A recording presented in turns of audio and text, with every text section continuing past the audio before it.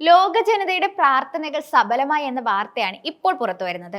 ആഗോള കത്തോലിക്ക സഭയുടെ തലവൻ ഫ്രാൻസിസ് പാപ്പയുടെ ആരോഗ്യനിലയിൽ പുരോഗതി എന്നാണ് വത്തിക്കാൻ അറിയിച്ചിരിക്കുന്നത്. ഗുരുതരമായ ശ്വാസകോശ സംബന്ധമായ രോഗം മൂലം റോമിലെ ആശുപത്രിയിൽ ചികിത്സയിൽ കഴിയുന്ന മാർപ്പാപ്പയുടെ ആരോഗ്യത്തിൽ ആശാവഹമായ പുരോഗതി ഉണ്ടെന്ന് ഡോക്ടർമാർ അറിയിച്ചതായാണ് വത്തിക്കാൻ പുറത്തിറക്കിയ പ്രസ്താവനയിൽ പറയുന്നത്. 2 ശ്വാസകോശങ്ങളിലും കടുത്ത ന്യൂമോണിയ ബാധിച്ചതിനെ തുടർന്ന് പാപ്പ അതീവ ഗുരുതരാവസ്ഥയിലായിരുന്നു. ലോകമെമ്പാടുമുള്ള കത്തോലിക്ക വിശ്വാസികൾ പാപ്പയുടെ തിരിച്ചുവരവിനായുള്ള പ്രാർത്ഥനകളിലായിരുന്നു. കഴിഞ്ഞ ദിവസം റോമിലെ ജെമില്ലി ആശുപത്രിയിൽ പ്രാർത്ഥനയിൽ മുഴുകിയിരിക്കുന്ന പാപ്പയുടെ ചിത്രം വത്തിക്കാൻ പുറത്തുവിട്ടിരുന്നു. ഫെബ്രുവരി 14-ന് ബ്രോങ്കൈറ്റിസ് ബാധിച്ച് ആശുപത്രിയിൽ പ്രവേശിപ്പിച്ചതിനു ശേഷം ഇതാദ്യമായാണ് പാപ്പയുടെ ഫോട്ടോ പുറത്തു വരുന്നത്. ആശുപത്രിയിലെ പ്രാർത്ഥനാ മുറിയിൽ ബലിപീഠത്തിന് മുന്നിൽ വീൽചെയറിൽ ഇരിക്കുന്ന ചിത്രമാണ് പുറത്തു വന്നിരിക്കുന്നത്. ഇന്ന് രാവിലെ ഫ്രാൻസിസ് മാർപ്പാപ്പ ജെമില്ലി പോളി ക്ലിനിക്കിന്റെ 10ാം നിലയിലുള്ള അപ്പാർട്ട്മെന്റിന്റെ ചാപ്പലിൽ വിശുദ്ധ കുർബാന അർപ്പിച്ചു.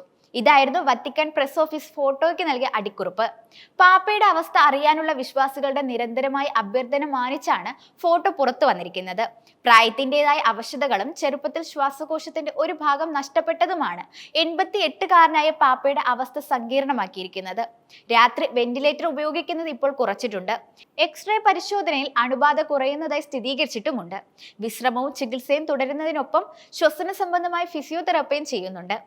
ആരോഗ്യം മെച്ചപ്പെട്ടിട്ടുണ്ടെങ്കിലും തുടർ ചികിത്സകൾക്കായി മാർപ്പാപ്പ ആശുപത്രിയിൽ തുടരേണ്ടി വരുമെന്നാണ് ഡോക്ടർമാർ അറിയിക്കുന്നത്. സന്ദർശകർക്ക് വിലക്കേർപ്പെടുത്തിയിട്ടുണ്ട്. ആശുപത്രിയിൽ പ്രവേശിപ്പിച്ചതു മുതൽ മാർപ്പാപ്പ പൊതുവേദികളിൽ ദിവ്യബലികളിലും പങ്കെടുത്തിരുന്നില്ല. വിവിധ രാജ്യങ്ങളിലേക്ക് മുൻകൂട്ടി ആസൂത്രണം ചെയ്ത അപ്പസ്തോലിക യാത്രകളും അനിശ്ചിതമായി നീട്ടിവെച്ചിരിക്കുകയാണ്. മാർപ്പാപ്പയുടെ ആരോഗ്യത്തിനായി വത്തിക്കാൻ സെന്റ് പീറ്റേഴ്സ് ബസിലിക്കയിലും ലോകത്തിലെ വിവിധ ഭാഗങ്ങളിലുള്ള കത്തോലിക്ക ദേവാലയങ്ങളിലും പ്രാർത്ഥന തുടരുകയാണ്. യുണിസെഫിൽ നിന്നും ഇറ്റലിയിലെ വിവിധ സംഘടനകളിൽ നിന്നുള്ള 200ഓളം കുട്ടികൾ ജെമില്ലി ആശുപത്രിക്ക് മുന്നിലുള്ള സ്ക്വയറിൽ പൂക്കളും ബലൂണുകളുമായി പോപ്പിന് ആശംസ അർപ്പിക്കാനെത്തിയിരുന്നു.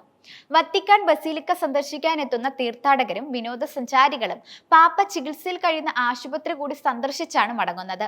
വിശ്വാസികളുടെ പ്രാർത്ഥനകൾക്ക് നന്ദി അറിയിച്ചുകൊണ്ടുള്ള മാർപ്പാപ്പയുടെ സന്ദേശം കഴിഞ്ഞ ദിവസം പുറത്തു വന്നിരുന്നു.